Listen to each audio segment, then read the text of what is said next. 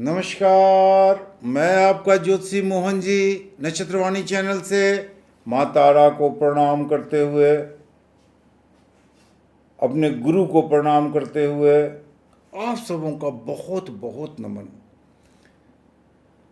आज का विषय है आपकी आर्थिक स्थिति में स्थिरता कैसे आए बिना किसी खर्च किए हुए, बिना किसी तंत्र मंत्र के,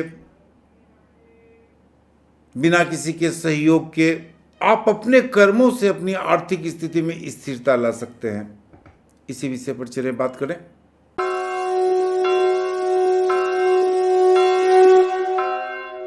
तो आर्थिक स्थिति हर व्यक्ति के लिए आजकल इस महंगाई के ज़माने में आर्थिक स्थिति की स्थिति अच्छी नहीं है। हर व्यक्ति आर्थिक कारणों से परेशान है, अपनी ज़रूरतों को पूरा करने में परेशान है, अपने आप से समझौता करके चलता है। तो आर्थिक स्थिति सही करने के लिए सबसे पहला जो मुख्य कारण है, मुख्य रूप से इसको यूज किया जाए, मुख्य रूप से इसको अपनाया जाए कि आप अपने खर्च को कम करें। अगर खर्च कम नहीं कर सकते हैं तो कुछ थोड़े से टिप्स हैं जो आप पर लागू होते हैं, सभी व्यक्ति पर लागू होते हैं। इस टिप्स को करने पर आपकी आर्थिक स्थिति बहुत ज़्यादा सुधार आ जाएगी। नंबर 1, जो नौकरी पेशा आदमी हैं या जो व्यवसाय करते हैं, जब भी आपकी आय हो तो सबसे पहले लक्ष्मी जी के चरण को स्पर्श करवाएं उस आय से। यानी जो भी पैसे का आय हो, लक्ष्मी जी के चरण में रखकर उन्हें प्रणाम करें और श्रीम श्रीम श्रीम का जाप कर लें कुछ देर तक। इससे आगे आर्थिक स्थिति आपकी मजबूत होगी, स्थिरता आप में आएगी। देखने में तो ये उपाय बहुत छोटा है, सुनने में भी थोड़ा सा लगेगा कि इससे थोड़े कुछ होने वाला है। तो होने वाला है, कर्म तो सबसे प्रधान है। खर्च आपके बस में नहीं है। अगर घर में परिवार है, बाल हैं, बच्चे हैं, तो सबों के इच्छाओं को लेते हुए आप खर्च करते हैं।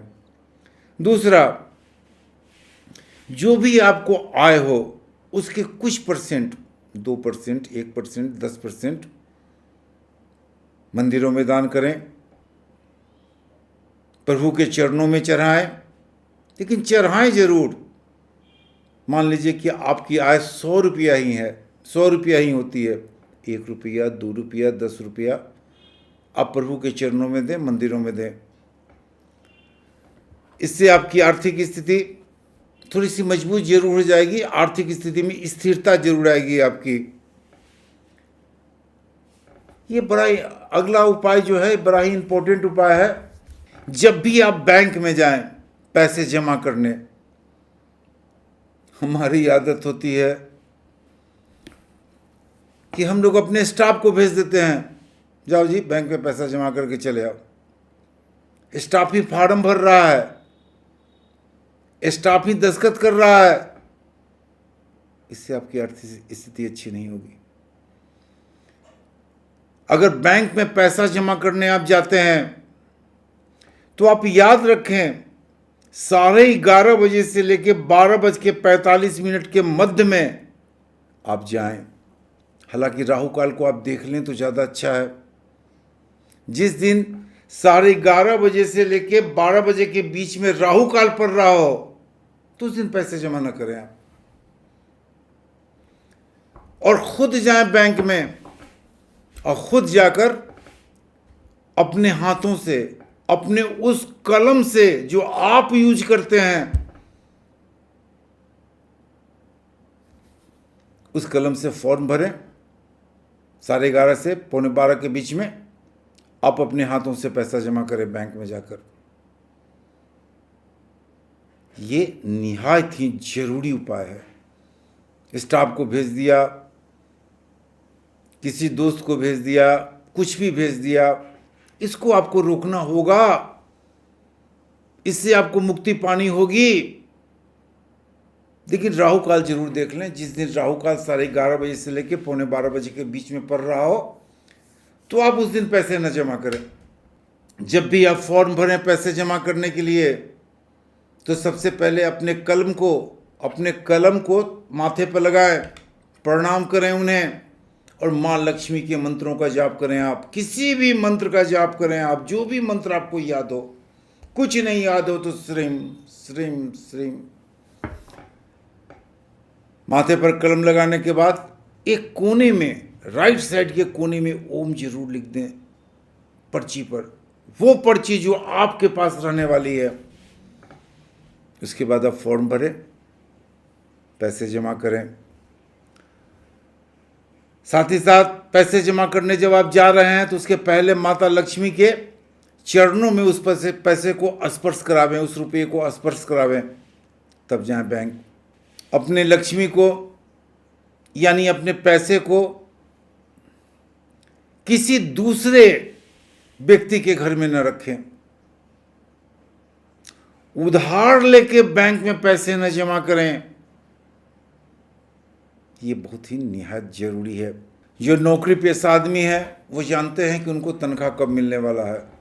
ऐसे आजकल तनख्वाह प्राय अकाउंट में ही चला जाता है, लेकिन फिर भी जिस दिन आपको तनख्वाह मिलने वाला हो उस दिन अपने जेब में लाल रुमाल जरूर रखें।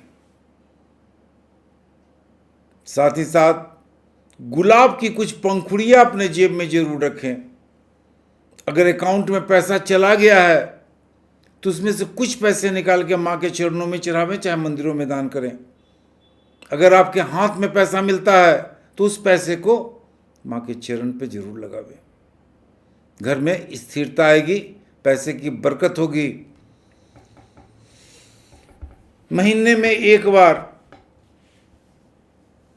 या हर नवरात्रा के नौमी के दिन कन्या को भोजन जरूर करावें, उपहार जरूर दें। इससे भी आपके पैसे में बरकत होगी, घर में स्थिरता आएगी, घर में लक्ष्मी का वास होगा। अगर संभव हो आपको तो कोई भी पैसे को अपने अकाउंट में अपने द्वारा किसी गुरुवार के दिन ही जमा करें। पैसे को जमा गुरुवार के ही दिन करें। ये संभव हो सकता है। आपका कोई इनकम है, आप रखें उसे गुरुवार के दिन अपने हाथों से, जैसे मैंने ऊपर बताया आपको, अपने हाथों से जमा करें। याद रखें आप कि कभी राहु काल में लेन और देन दोनों न करें। मैंने उपरोक्त पहले भी बताया है आपको कि राहु काल में पैसे न जमा करें, न पैसे किसी से लें, न किसी को दें।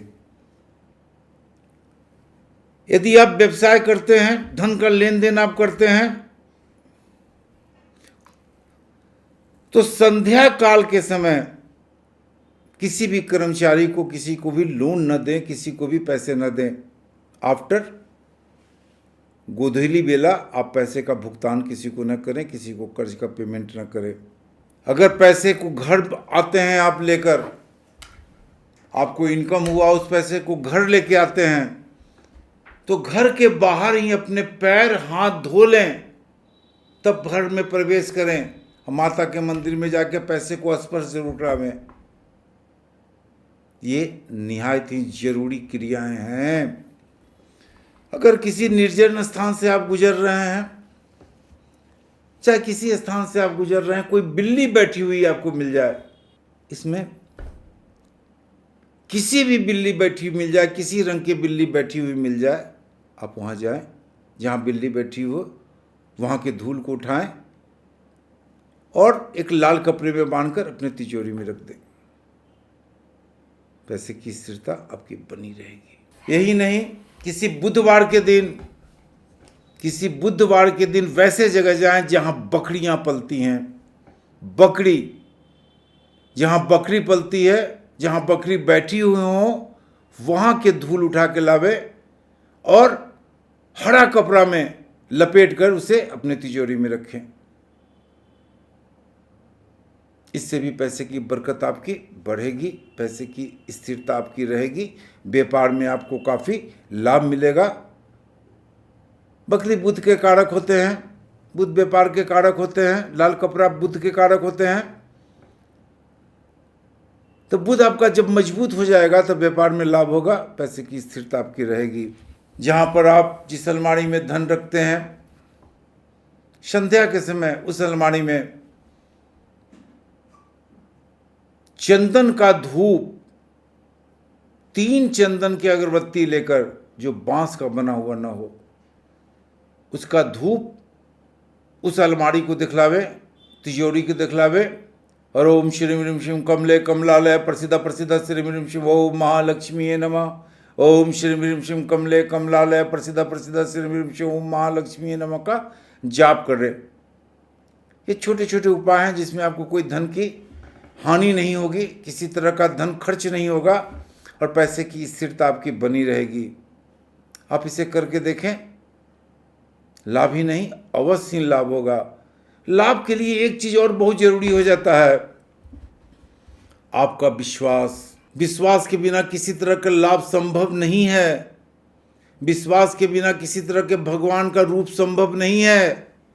विश्वास के बिना किसी तरह का दोस्ती संभव नहीं है। विश्वास के बिना किसी तरह का प्यार संभव नहीं है। आप विश्वास से ये क्रियाएं करें, आपकी विश्वास को ठेस नहीं पहुंचेगा। आज का वीडियो इतना ही। आप मेरे चैनल नक्षत्रवाणी को लाइक करें, शेयर करें, सब्सक्राइब करें। नमस्कार।